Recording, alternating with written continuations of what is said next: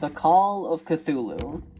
Of such great powers or beings, there may be conceivably a survival of a hugely remote period when consciousness was manifested, perhaps, in shapes and forms long since withdrawn before the tide of advancing humanity. Forms of which poetry and legend alone have caught a flying memory, and called them gods, monsters, mythical beings of all sorts and kinds. 1. The horror in clay. The most merciful thing in the world, I think, is the inability of the human mind to correlate all its contents. We live on a placid island of ignorance in the midst of black seas of infinity, and it was not meant that we should voyage far. The sciences, each straining in its own direction, have hitherto harmed us little, but some day the piecing together of dissociated knowledge will open up such terrifying vistas of reality and of our frightful position therein, that we shall either go mad from the revelation or flee from the deadly light into the peace and safety of a new dark age. Theosophists have guessed at the awesome grandeur of the cosmic cycle, wherein our world and human race form transient incidents. They have hinted at strange survivals in terms which would freeze the blood if not masked by a bland optimism, but it is not from them that there came the single glimpse of forbidden eons which chills me when I think of it, and maddens me when I dream of it. That glimpse, like all dread glimpses of truth, flashed out from an accidental piecing together of separated things, in this case an old newspaper item and the notes of a dead professor. I hope that no one else will accomplish this piecing out. Certainly, if I live, I shall never knowingly supply a link in so hideous a chain. I think that the professor, too, intended to keep silent regarding the part he knew, and that he would have destroyed his notes had not sudden death seized him. My knowledge of the thing began in the winter of 1926-27, with the death of my great-uncle George Gemmell Angel, Professor Emeritus of Semitic Languages in Brown University, Providence, Rhode Island. Professor Angel was widely known as an authority on ancient inscriptions, and had frequently been resorted to by the heads of prominent museums, so that his passing at the age of 92 may be recalled by many. Locally, interest was intensified by the obscurity of the cause of death. The professor had been stricken whilst returning from the Newport boat, falling suddenly, as witnesses said, after having been jostled by a nautical-looking Negro who had come from one of the queer dark courts on the precipitous hillside, which formed a short cut from the waterfront to the deceased's home in William Street. Physicians were unable to find any visible disorder, but concluded, after perplexed debate, that some obscure lesion of the heart, induced by the brisk ascent of so steep a hill by so elderly a man, was responsible for the end. At the time I saw no reason to dissent from this dictum, but latterly I am inclined to wonder, and more than wonder. As my granduncle's heir and executor, for he died a childless widower, I was expected to go over his papers with some thoroughness, and for that purpose moved his entire set of files and boxes to my quarters in Boston. Much of the material which I correlated will later be published by the American Archaeological Society. But there was one box which I found exceedingly puzzling, and which I felt much averse from showing to other eyes. It had been locked, and I did not find the key till it occurred to me to examine the personal ring which the professor carried always in his pocket. Then indeed I succeeded in opening it, but when I did so, seemed only to be confronted by a greater and more closely locked barrier. For what could be the meaning of the queer clay bas-relief and the disjointed jottings, ramblings, and cuttings which I had found? Had my uncle, in his latter years, become credulous of the most superficial impostures? I resolved to search out the eccentric sculptor responsible for this apparent disturbance of an old man's peace of mind. The bas-relief was a rough rectangle, less than an inch thick and about 5 by 6 inches in area, obviously of modern origin. Its designs, however, were far from modern in atmosphere and suggestion, for although the vagaries of cubism and futurism are many and wild, they do not often reproduce that cryptic regularity which lurks in prehistoric writing, and writing of some kind the bulk of these designs seemed certainly to be, although my memory, despite much familiarity with the papers and collections of my uncle, failed in any way to identify this particular species, or even to hint at its remotest affiliations. Above these apparent hieroglyphics was a figure of evidently pictorial intent, although its impressionistic execution forbade a very clear idea of its nature. It seemed to be a sort of monster, or symbol representing a monster, of a form which only a diseased fancy could conceive. If I say that my somewhat extravagant imagination yielded simultaneous pictures of an octopus, a dragon, and a human caricature, I shall not be unfaithful to the spirit of the thing. A pulpy, tentacled head surmounted a grotesque and scaly body with rudimentary wings, but it was the general outline of the whole that made it most shockingly frightful. Behind the figure was a vague suggestion of a cyclopean architectural background. The writings accompanying this oddity was, aside from a stack of press cuttings in Professor Angel's most recent hand, and made no pretense to literary style. What seemed to be the main document was headed Cthulhu Cult, in characters painstakingly printed to avoid the erroneous reading of a word so unheard of. The manuscript was divided into 2 sections, the first of which was headed 1925, Dream and Dreamwork of H.A. Wilcox, 7 Thomas Street, Providence, Rhode Island, and the second, Narrative of Inspector John R. LeGrasse, 121 Bienville Street, New Orleans, Louisiana. At 1908 AAS meeting, notes on same, and Professor Webb's account. The other manuscript papers were all brief notes, some of them accounts of the queer dreams of different persons, some of them citations of theosophical books and magazines, notably W. Scott Eliot's Atlantis and the Lost Lemuria, and the rest comments on long-surviving secret societies and hidden cults, with references to passages in such mythological and anthropological source books as Fraser's Golden Bough and Miss Murray's Witch Cult in Western Europe. The cuttings largely alluded to outre mental illness and outbreaks of group folly or mania in the spring of 1925.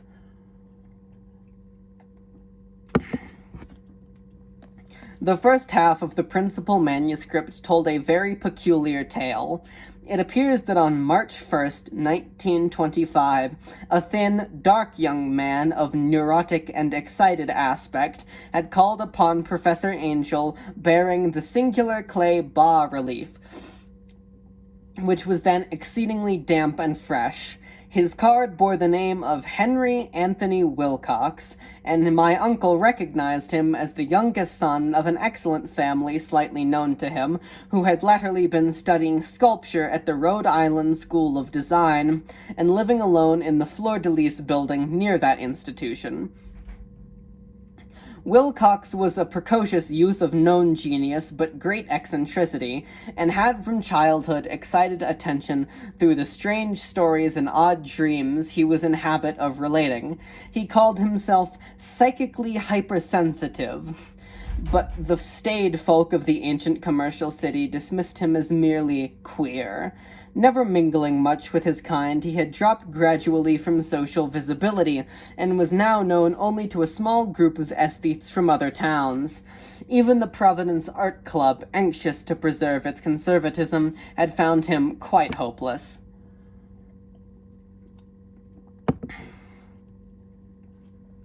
On the occasion of the visit, ran the professor's manuscript, the sculptor abruptly asked for the benefit of his host's archaeological knowledge in identifying the hieroglyphics on the bas-relief. He spoke in a dreamy, stilted manner, which suggested pose and alienated sympathy, and my uncle showed some sharpness in replying, for the conspicuous freshness of the tablet implied kinship with anything but archaeology. Young Wilcox's rejoinder, which impressed my uncle enough to make him recall and record it verbatim, was of a fantastically poetic cast, which must have typified his whole conversation, and which I have since found highly characteristic of him.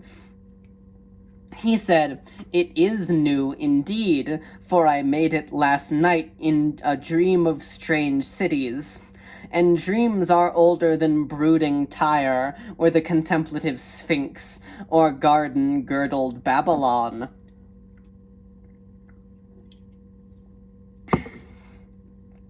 It was then that he began that rambling tale which suddenly played upon a sleeping memory, and won the fervid interest of my uncle.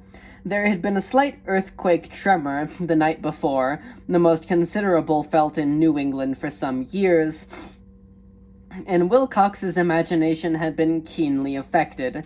Upon retiring, he had an unprecedented dream of great cyclopean cities of Titan blocks and sky-flung monoliths, all dripping with green ooze and sinister with latent horror. Hieroglyphics had covered the walls and pillars, and from some undetermined point below had come a voice that was not a voice, a chaotic sensation which only fancy could transmute into sound, and which he attempted to render by the almost unpronounceable jumble of letters, Cthulhu Fthahen. This verbal jumble was the key to the recollection which excited and disturbed Professor Angel. He questioned the sculptor with scientific minuteness, and studied with almost frantic intensity the bas-relief on which the youth had found himself working, chilled and clad only in his night-clothes, when waking had stolen bewilderingly over him. My uncle blamed his old age, Wilcox afterwards said, for his slowness in recognizing both hieroglyphics and pictorial design. Many of his questions seemed highly out of place to his visitor, especially those which tried to connect the latter with strange cults or societies, and Wilcox could not understand the repeated promises of silence which he was offered in exchange for admission of membership in some widespread mystical or paganly religious body.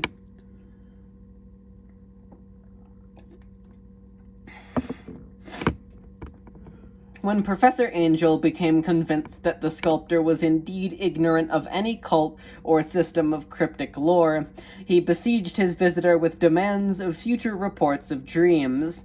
This bore regular fruit, for after the first interview the manuscript records daily calls of the young man, during which he related startling fragments of nocturnal imagery whose burden was always some terrible cyclopean vista of dark and dripping stone, with a subterrene voice or intelligence, shouting monotonously in enigmatical sense impacts uninscribable save as gibberish.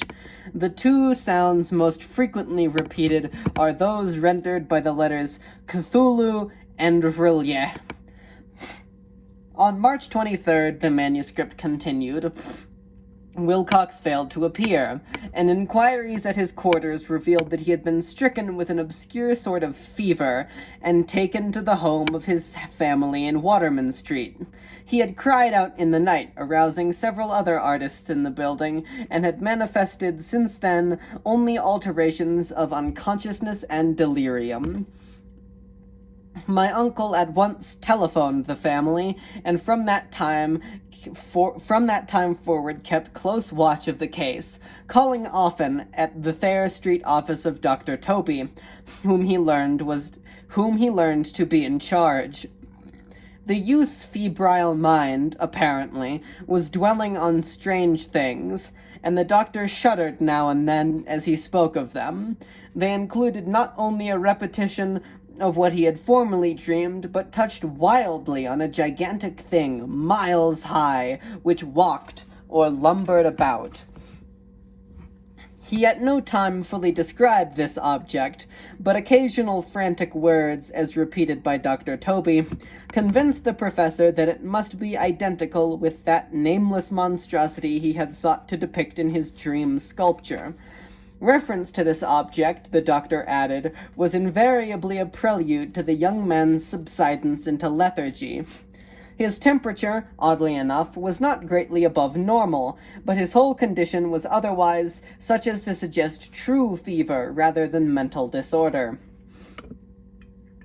On April 2nd, at about 3 p.m., every trace of Wilcox's malady suddenly ceased. He sat upright in bed, astonished to find himself at home, and completely ignorant of what had happened in dream or reality since the night of March 22nd. Pronounced well by his physician, he returned to his quarters in 3 days, but to Professor Angel he was of no further assistance. All traces of strange dreaming had vanished with his recovery, and my uncle kept no record of his night thoughts after a week of pointless and irrelevant accounts of thoroughly usual visions.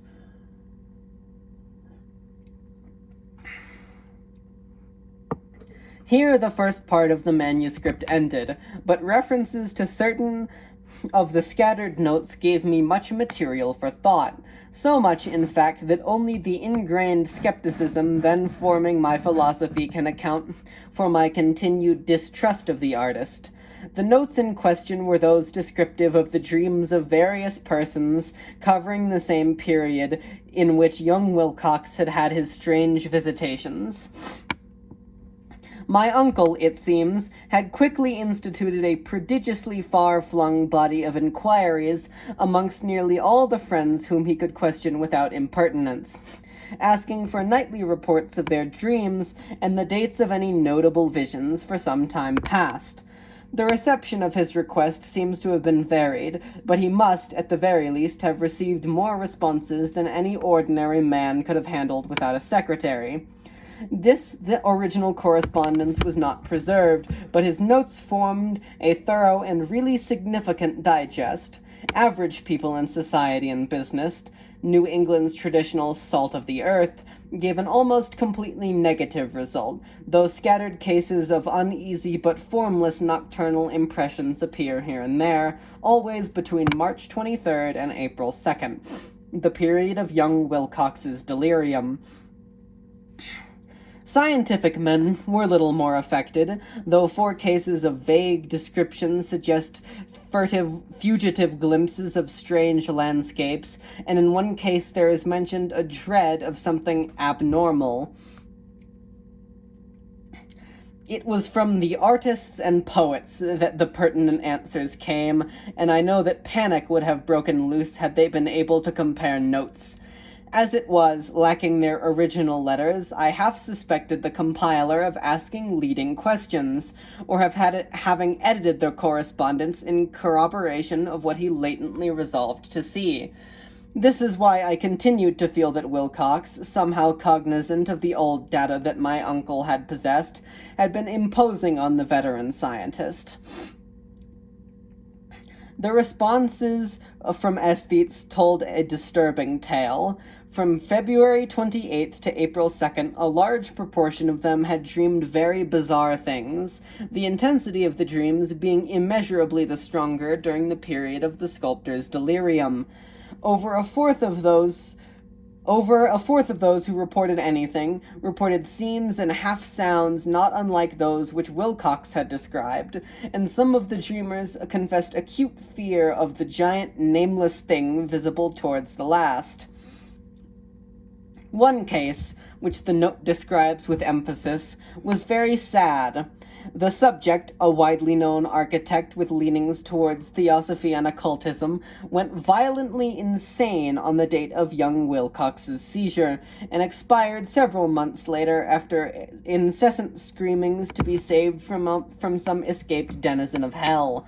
Had my uncle referred to these cases by name and not merely by number, I should have attempted some corroboration and personal investigation, but as it was, I succeeded in tracing down only a few.